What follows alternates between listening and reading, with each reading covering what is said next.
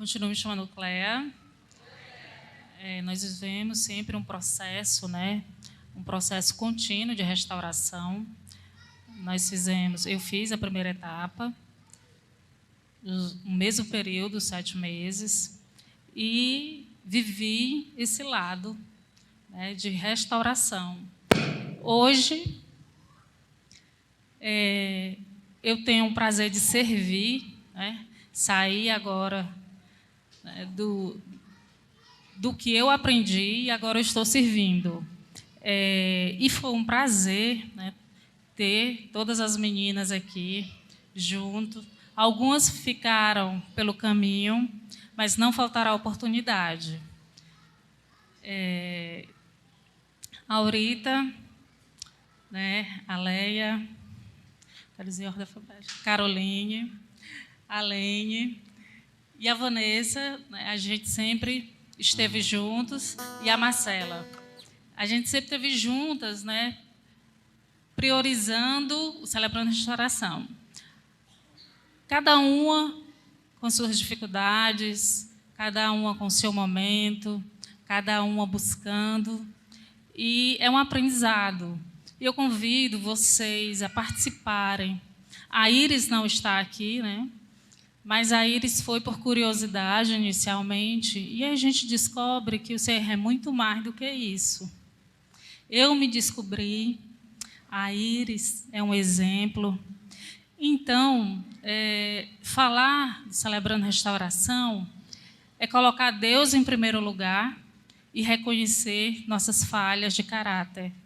E Deus faz o processo de mudança. Eu mudei, muitos mudaram, e é contínuo. Sempre será assim. Porque existem as ferramentas aonde a gente vai ter que manter, né? Não é só aquele momento. Então, eu só tenho a agradecer a Deus e as meninas por chegarem até aqui, por acreditar. E é visível a mudança em cada uma, a transformação que Deus faz. É isso, Carol. Eu vou passar para a Vanessa. Oi, eu me chamo Vanessa. Eu sou uma discípula amada de Jesus, em processo contínuo de restauração, vivendo um dia de cada vez. Eu tenho muitas áreas de luta, e uma das minhas áreas de luta é o medo, inclusive o medo de falar em público, né? E só por hoje eu estou em vitória nessa área. Eu luto contra a procrastinação, ansiedade, entre outros. Eu estou muito feliz, muito grata a Deus, porque em outro momento era eu aqui, né? Feliz por estar concluindo, e hoje eu estou feliz por ver as meninas concluindo mais essa etapa.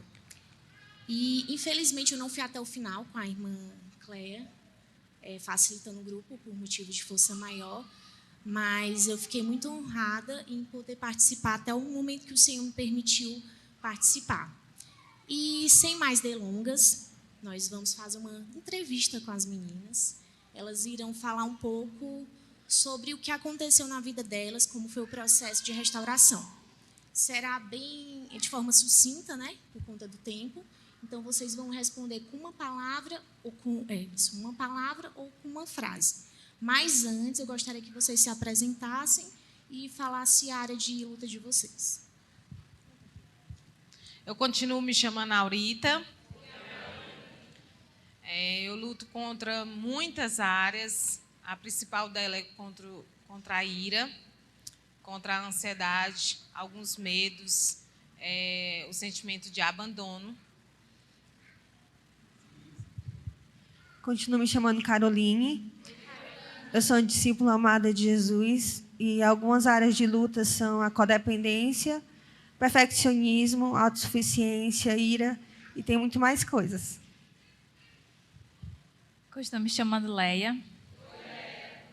As minhas principais áreas de luta é a depressão, a ansiedade e algumas coisas relacionadas à sexualidade. Continuo me chamando Marcela. Uma das minhas lutas são a culpa, o medo e as crises de pânico.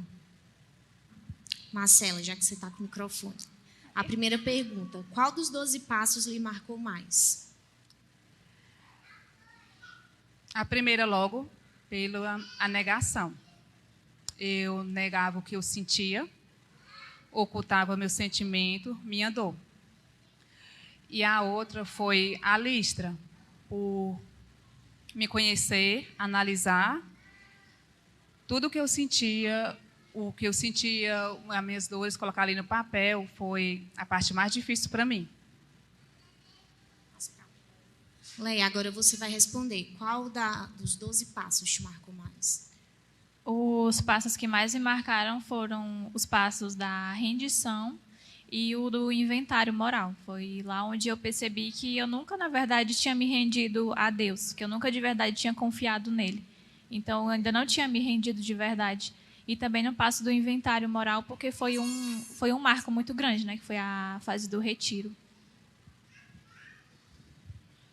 O meu também foi da rendição, porque eu precisei me render a Deus para poder absorver tudo que eu tinha que absorver no processo. Então, foi muito importante quando eu me rendi a Deus nesse passo. Um dos passos mais impactantes,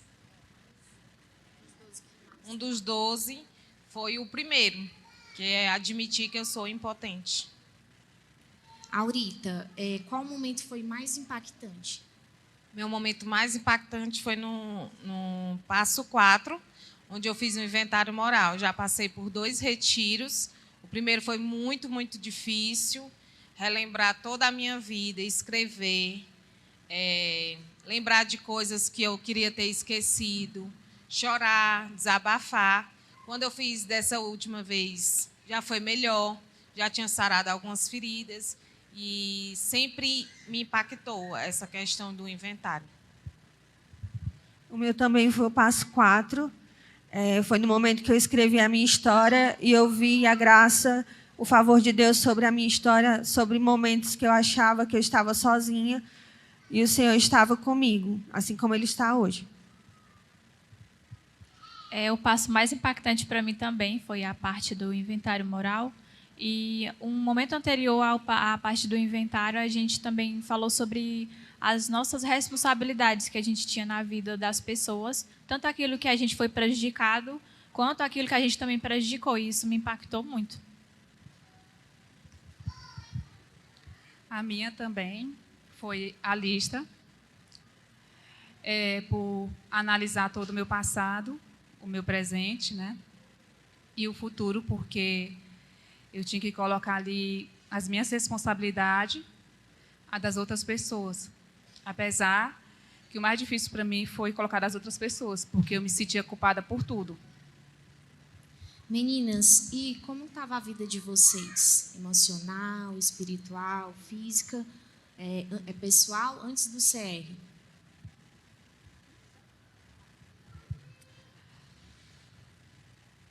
Antes,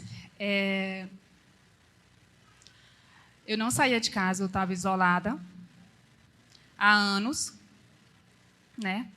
Me afastei da congregação, das atividades sociais e da família também, porque eu me sentia culpada, não me sentia abençoada pelo que eu tinha, né? E também porque eu tinha vergonha do que eu sentia, tinha vergonha de expor a minha ansiedade, porque, para mim, era uma vergonha.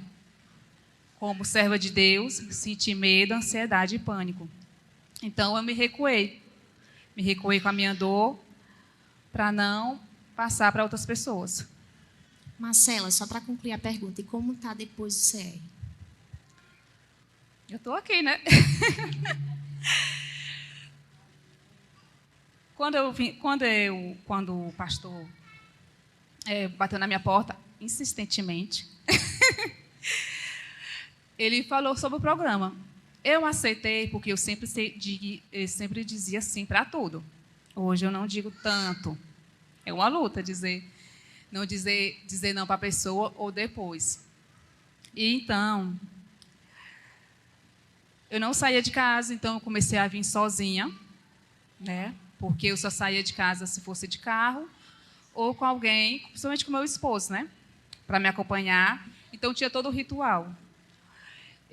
E tinha muitos pensamentos ruins, vários desordenados, muitos mesmo de maldade. Isso gerava em mim ansiedade e não me via merecedora. Hoje eu estou mais calma, né? Estou saindo de casa. Eu sou uma pessoa mais agradecida, porque eu não agradecia o que eu tinha como família, como ser humano. Eu não agradecia porque eu não me via merecedora do que eu tinha. Eu me via suja. E hoje eu não. Eu sei que Deus me ama pelo que eu sou e pelo que eu tenho. E está bem melhor, graças a Deus. Como é, velho? Como estava a sua vida antes do CR e agora, depois do CR? Para falar a verdade, eu sentia que eu não tinha vida. De verdade, eu me sentia morta. Por conta da depressão, eu acabei tentando suicídio uma vez. E alguns anos atrás, mas bem antes de eu vir para o CR, eu estava na pior fase depressiva que eu já tive. Eu saí da faculdade, esqueci que eu tinha vida, não sentia que eu tinha vida. Eu ia frequentemente para o hospital para eles me doparem para poder eu dormir, porque eu sentia que eu não queria estar naquela realidade. E essa era a minha realidade antes do CR. E depois, né, que é como a Marcela falou, nós estamos aqui, eu estou aqui, e eu me sinto de verdade restaurada. Eu sinto como se aquela pessoa que existia antes, eu sinto que ela não existe mais. E eu sinto que ela não vai voltar. Não sinto como se fosse uma fase. Eu sinto como que, de verdade, Deus ele me restaurou. Antes de eu entrar no CR, eu gosto de usar uma figura para retratar como era a minha vida. Minha vida era como um deserto.